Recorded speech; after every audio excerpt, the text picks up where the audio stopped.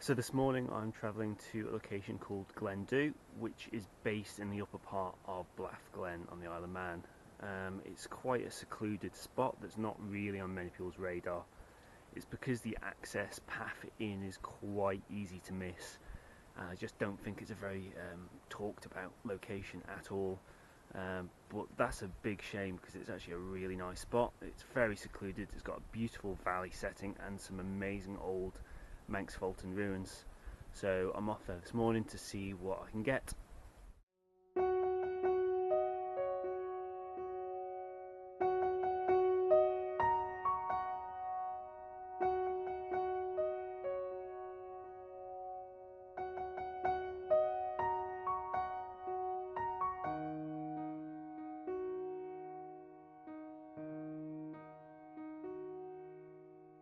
So I finally arrived at Glen Dhu after probably a 15-minute walk. It's really not difficult to get up here, it's quite easy. When you first get here, this is what you're greeted with, this old Manx Tholtan.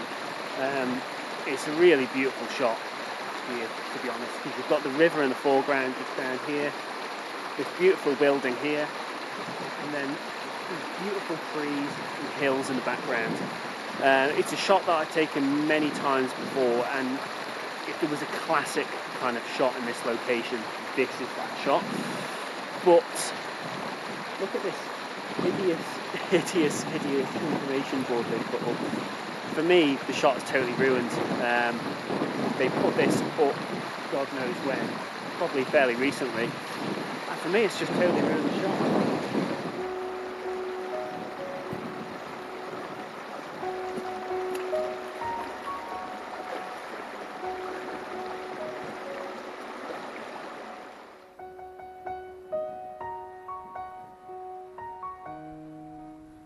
These old Manx Tholtans are unbelievable. From a photographic point of view, they're just an absolute gem. They add unlimited atmosphere to your shots. There's just something different about them. I just love exploring them, even if I don't get the opportunity to actually shoot them. Exploring them is amazing. Actually, on the Isle of Man, there's hundreds of these buildings, but this one in particular is probably one of the best preserved and in one of the most stunning locations, I would say. There are actually more further up the glen, so we'll go and see those now and try and get some shots of those, because yeah, I've got a chip on my shoulder about that placard. I've wandered a little further up the glen looking for some fresh and interesting compositions that I can shoot, and I think I found one.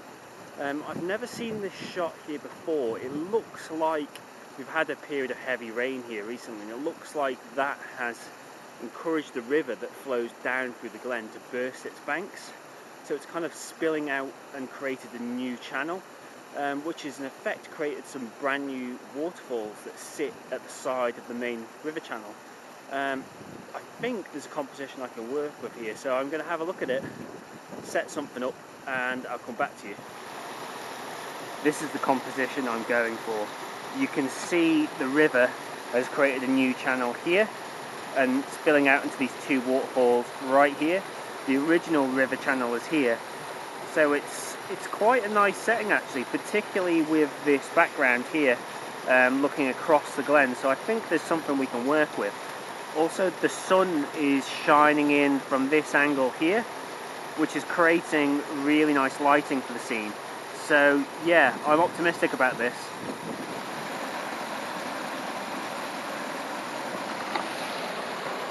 I'm really impressed with this composition. It's working very, very well. Quite unexpected as well, because I've never seen it here before, and I've never seen a shot taken at this specific location, which on a small island like this can be a rarity sometimes. I've got down low on the bank of the river, just take you a bit further back so you can see that, sitting quite close to the river edge itself. I've set my tripod up just here on the rocks, and I'm shooting quite wide at about 18mm at the moment. That's so I can get both the waterfalls in at the same time in the shot, while still capturing enough sky and the scene above. Very impressed with it so far though. So with this particular shot, I am using a technique called focus stacking. This is used to get sharpness throughout the image, which you couldn't otherwise get in a single exposure. You can see that my foreground is actually quite close to the camera, whereas the background is quite far away. So I'm going to stitch together 3 different images essentially to give sharpness throughout. The first shot I'm focusing about here, the second shot I'm focusing about there, and the third shot I'm focusing about there. It's quite easy in Photoshop to compress all of these images together to get the final shot.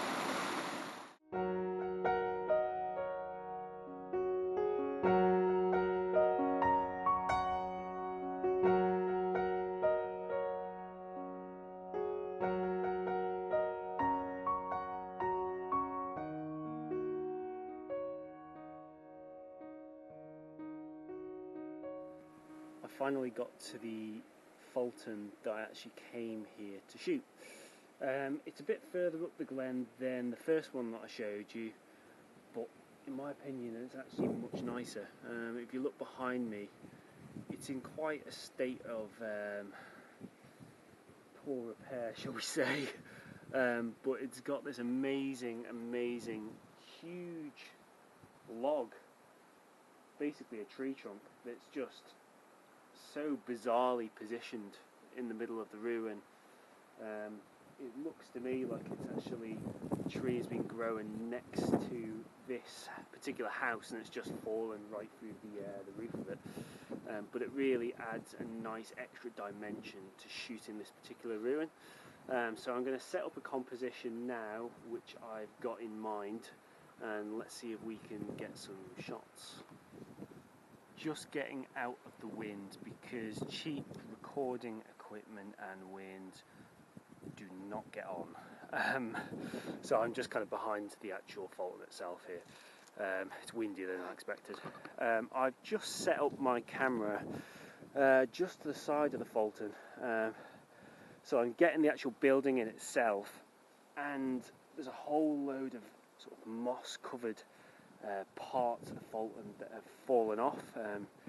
You can see them sort of down around here. I'm getting them in the foreground as well, which is working quite nicely. But behind the Tholtan there's a tree and there's also the hills behind it. But what we're getting today is, because there's quite a sweeping wind that's going kind of across the actual glen, it's carrying a lot of cloud across. So I'm shooting a long exposure to try and capture a little bit of movement in the sky, and try and sort of make that a bit more interesting within the composition. What I'm really waiting for is a really dark, contrasty bit of sky, because otherwise maybe a third of the image is going to feel very empty indeed. There's nothing worse than just an entirely blue sky or an entirely grey sky. What makes good photographs more often than not is contrast. So I'm looking for essentially big differences between light and dark within the formations of the cloud. So I'm going to wait here a while and see what clouds blow my way.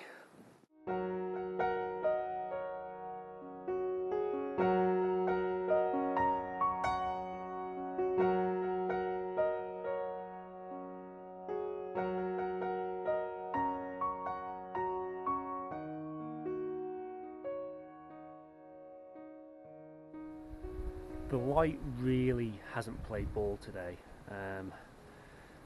It wasn't forecast quite like this, so I haven't quite got the shots that I wanted. But actually, I'm not all that disappointed.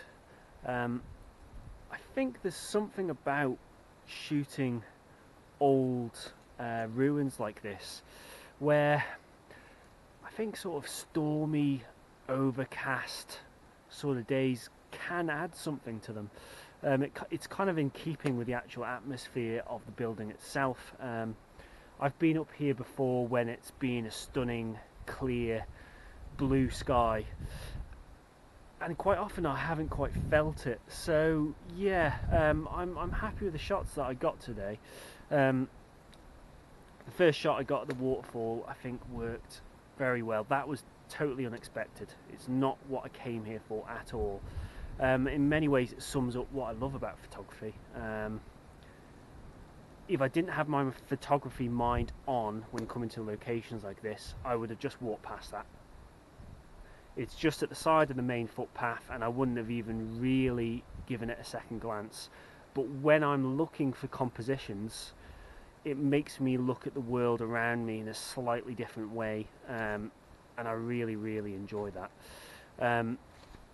The lighting when I took that first shot at the waterfall was a little better. I was getting quite subtle sort of side lighting from up the valley, but as I moved on to the second shot at the actual Tholtan, the one that I intended to get, the lighting really dropped off.